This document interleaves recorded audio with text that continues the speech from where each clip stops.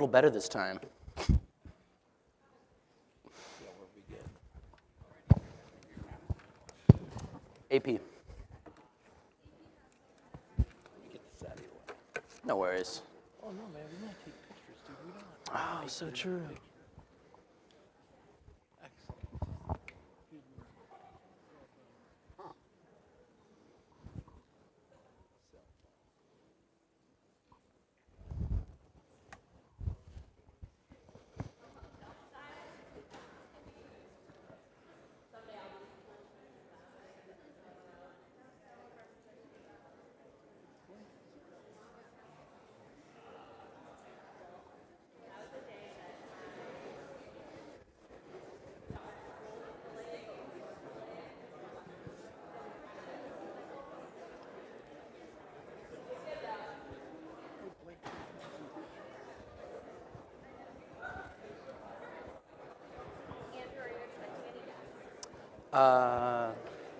Have one. She's already here.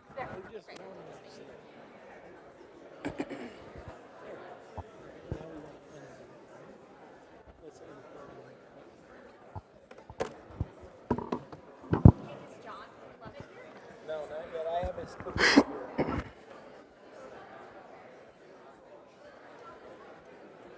Searching for a source. Searching for a source.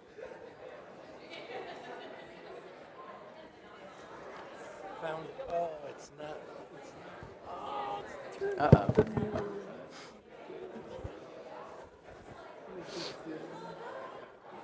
So what happens, you go to lunch, the computer falls asleep. This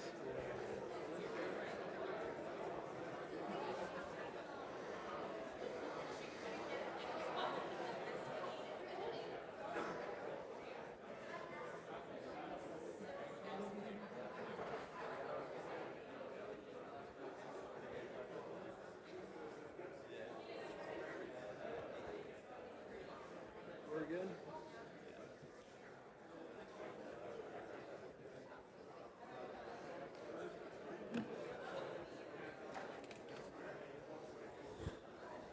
There we go. This is you. Awesome. Check that. It's on. It should be on. Yes.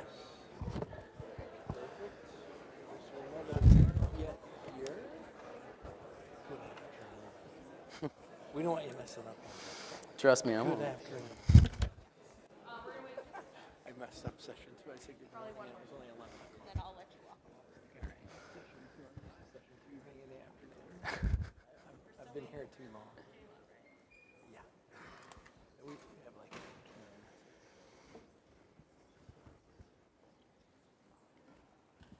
We're just trying to create dramatic tension here. Of course. Yeah. Yeah, I understand.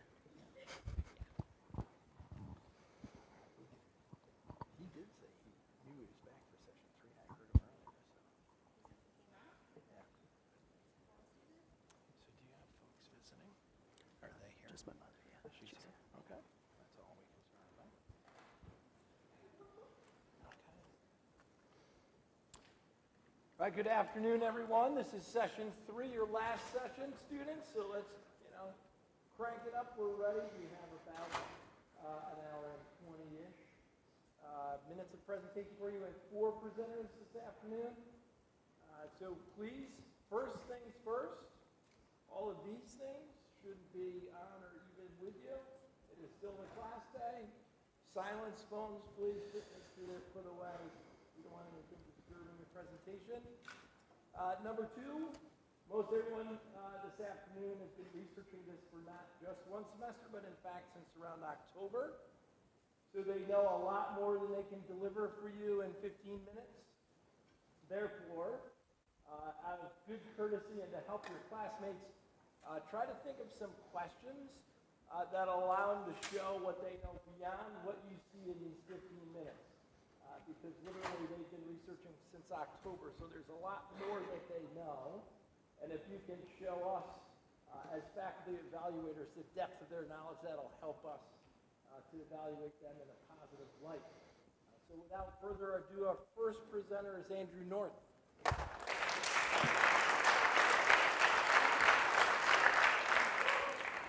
Good afternoon, ladies, gentlemen, everyone in between, and thank you for being here, truly.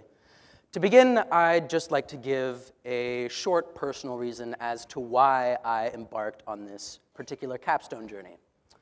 For my entire life, theater has been my primary passion. I've been a part of every single Academy theater production in my time here, and I'm sure one or two of you has seen me do something dumb on stage. I'm standing here dressed like some 1950s wealthy merchant's son, so you can tell I'm a theatrical person. Secondly, I would like to introduce the form at the center of my project, monodrama, a theatrical work featuring only a single actor. Unlike traditional plays that follow a range of characters and intertwining motivations, monodrama focuses entirely on one individual, their inner world and their perception of reality. This creates a more intimate link between the character and the audience, inviting us deeper into their psyche. As writer and theorist Nikolay Evreynov points out, monodrama emphasizes how the protagonist perceives the world around them, not just how they act within it. That distinction, perception over action, is central to the emotional impact of the form. Now, generally, monodrama falls under two main categories. First, the type where the performer plays multiple roles in a single performance, like Patrick Stewart's A Christmas Carol, in which he embodies over 40 distinct roles.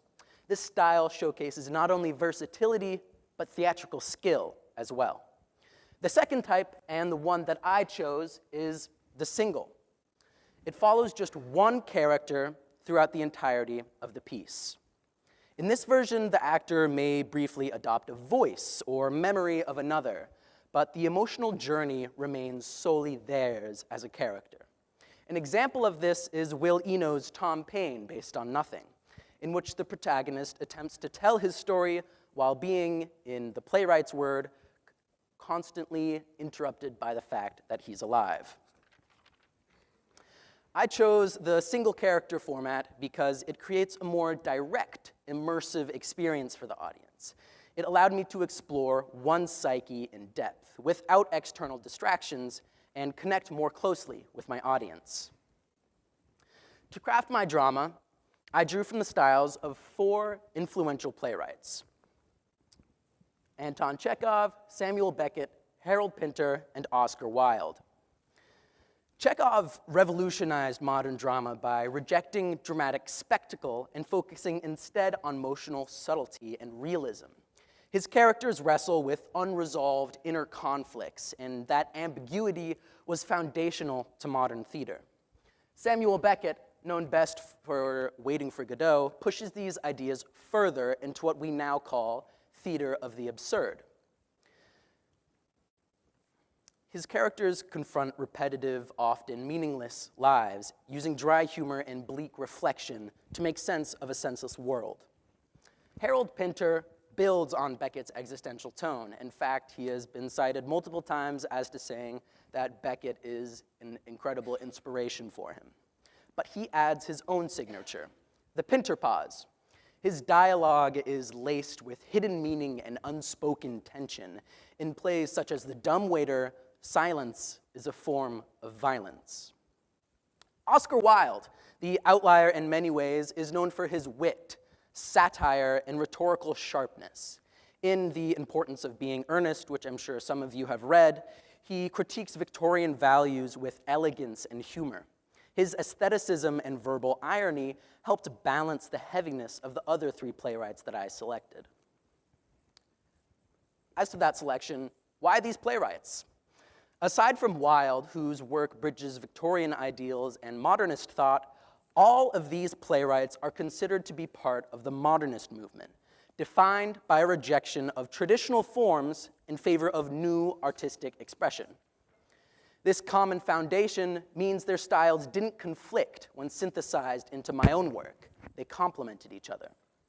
Even before I studied them closely, elements of these styles already existed in my writing.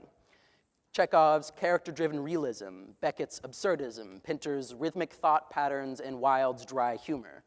So rather than imitate styles that were completely foreign to me, I was able to expand on what was already there, refining a voice that felt authentic. I used a mixed methods approach for my capstone, a process that involved 3 primary methods. First, close textual analysis. I studied primary works, Krapp's Last Tape, The Seagull, The Dumbwaiter, and the importance of being earnest, noting pacing, dialogue, silence, character development, and more. This gave me a strong foundation in each playwright's stylistic fingerprints. Next, I moved into comparative stylistic evaluation. I broke my play into 3 primary categories: dialogue, characterization, and structure. I then asked questions like, does this silence feel like a Pinter pause? Is this moment Beckettian in its bleak humor? Is the rhetorical voice Wildean in structure, even if not in tone? Finally, I engaged in a self-reflective critique.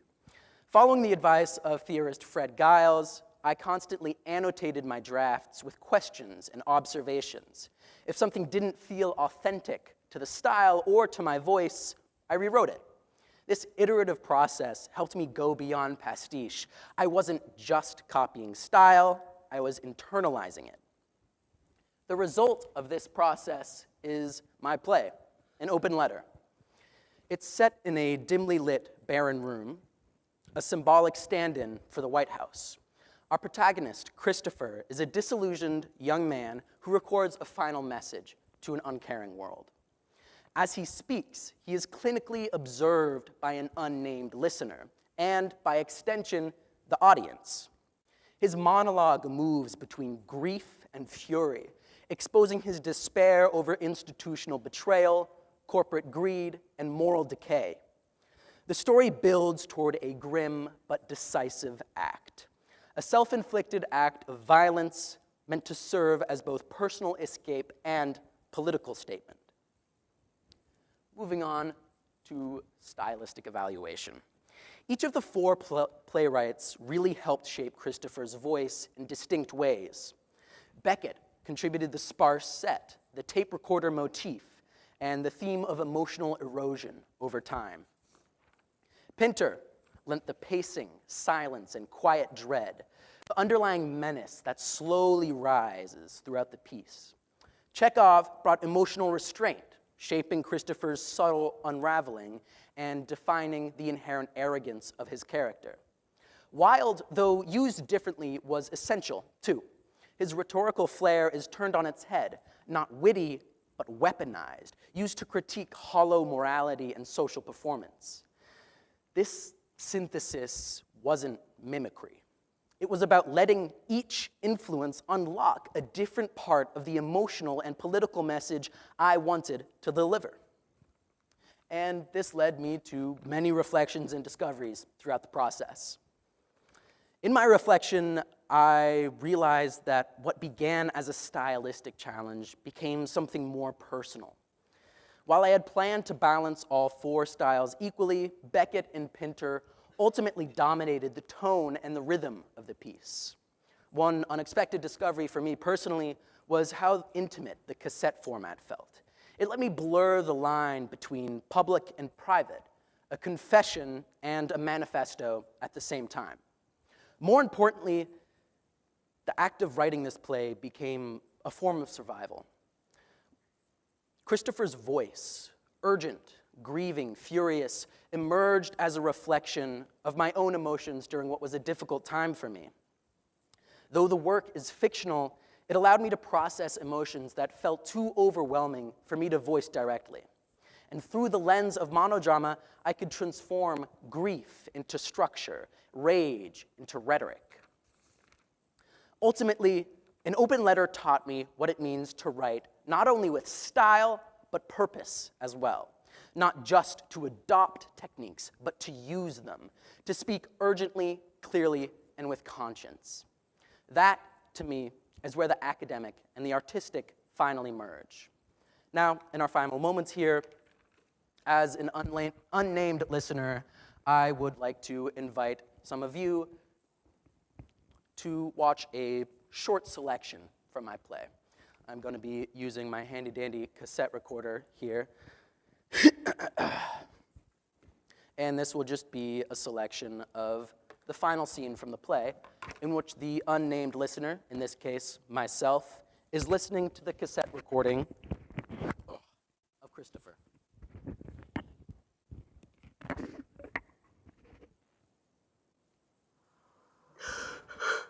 For too long we have collectively suffered as the citizens of a country which does its duty for itself and not for the people. For too long we have lived in a country not for the people, but for the power. Rather than open the stone walls of the people's house, they have only been built stronger. High are the battlements made impenetrable to the point that I can see no other course of action. To the myriad of blemishes upon the formerly white walls, I must now add my own, because I cannot clean the walls myself. I am forced to add my own shade. Because you refuse to wake yourself and see the corruption and destruction surrounding you, I must force you all awake. See my mark. Feel the fear and alarm felt by so many across the world. Fear what is coming.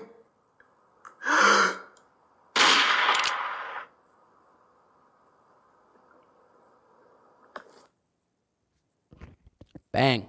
Thank you.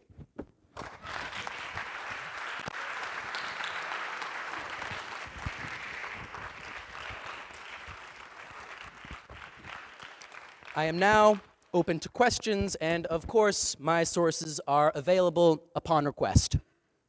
Oh, missed a slide there. My bad.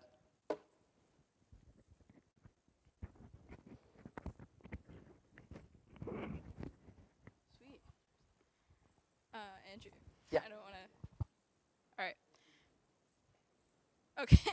Thanks, guys. While doing research for this project, what were some of your favorite plays to read, and what ones did you take the most inspiration out of? The Importance of Being Earnest was a big play for me, especially in the way that it really helped me develop an understanding of Wilde's rhetoric and the way he used his wit and intelligence, not just to create a piece of art, but to create a piece of art that criticized the societal expectations and the societal norms of that time period. In addition, Krapp's Last Tape, a play, specifically actually a monodrama by Samuel Beckett, was another piece that was really instrumental in the development of my creative work. That play is one that is based primarily around a older man listening to a younger version of himself on a cassette recorder in front of an audience, and that motif was particularly interesting to me, and being a monodrama and it allowing multiple characters to be contained within one, I felt really drawn to it, and that was what I ended up going with. Ace, or, sorry. When you originally started this project, did you think that the play that you ended up writing would go in the way that it ended up going in? Not at all.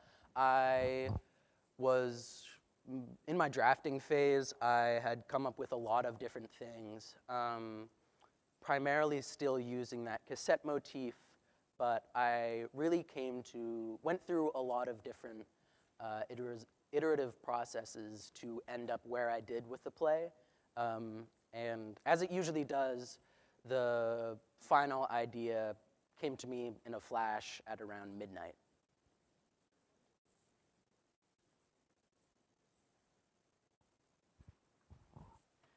If you were to write another play, another show, but you could only choose one of the authors to have inspiration from, who would you choose?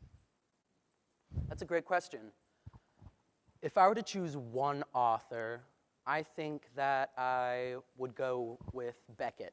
He is the most modern out of the four playwrights, and to be honest, he is the playwright that has the most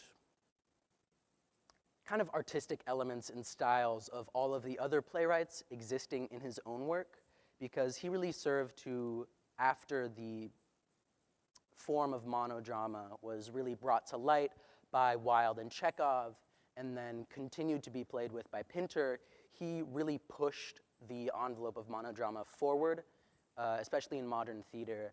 And I think that his work is just supremely interesting to me, and that's probably who I would go with in that case. If we wanted to see the rest of your play, how would we do that? That's a fantastic question. I have no idea. Originally, I had planned to perform it. However, there was complications with that, mostly due to time constraints and space constraints. I struggled finding both a time and a place where I would be able to present the play. But hopefully, at some point in my career, I will be able to put this play on a larger stage. Why did you choose a single-person monodrama specifically instead of anything else? One more time? Why did you choose a single-person monodrama instead of like a normal play, or why did you choose this specific? That's a fantastic question. There's really a two-part answer.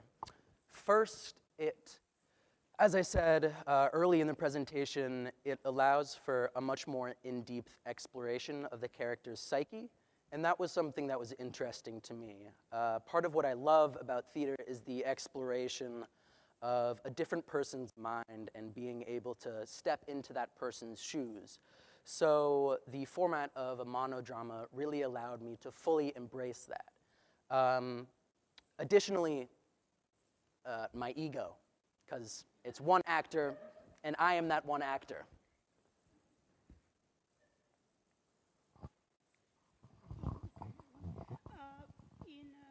In Chekhov's, Beckett's, and Wilde's evaluations, while talking about their tone, rhythm, and style, you didn't mention in your presentation the sources. How did you evaluate that style? Yeah, of course. Did you evaluate, is that your personal evaluation? Yeah, so. Or did you use other resources? Yeah, I used a combination of primary and secondary texts. I used those plays, The Importance of Being Earnest, Kraft's Last Tape, Waiting for Godot. I used those and applied my methods to them, that close textual analysis, later that comparative stylistic reading, and of course the self-reflection. But I also explored secondary texts talking about their styles within their kind of veins of theater and how they sort of pushed the boundaries of what was really within or under that umbrella of modern theater. You said that you were interested in like the internal like psyche of the characters. Did you do any research on like the scientific aspects of that, using like psychology to get a fuller understanding of that? Yeah, that's a great question, actually. To be perfectly honest, I didn't do any scientific research into the development of psyche and characters.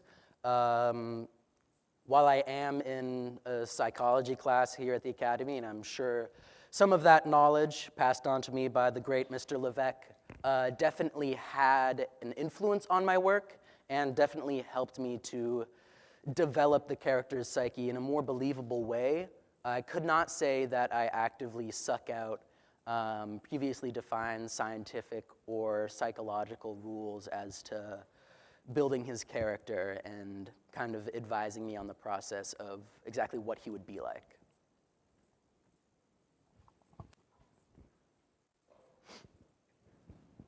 Was there any specific like show or role that you personally participated in that kind of sparked this interest for you? That's a great question.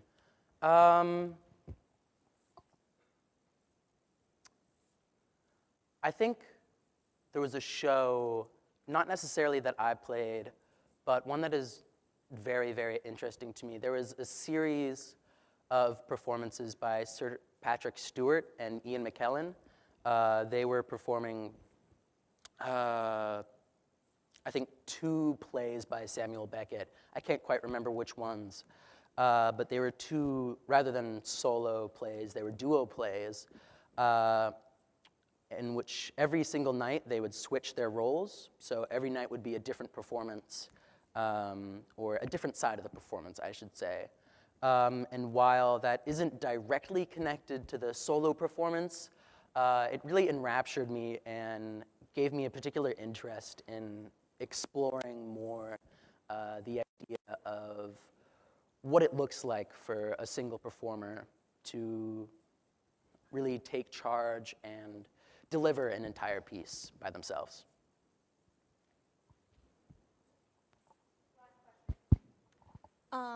From your research process, do you think it was more for personal growth for you, or do you hope that others will create similar works? More than anything, I hope that others will create similar works and really works in general. It really did begin completely as a stylistic exercise for me. I wasn't expecting the content that did come out of it to come out of it, but it really did lead to an intense personal growth for me. It helped me, like I said, put a voice to feelings that I couldn't voice directly. And that being said, that's one of the primary reasons I really want other people to create art, and if they feel so inclined, plays. But I think that process of healing can happen in any art form, and it doesn't necessarily just have to happen within playwriting. Thank you for your time, everybody. Oh.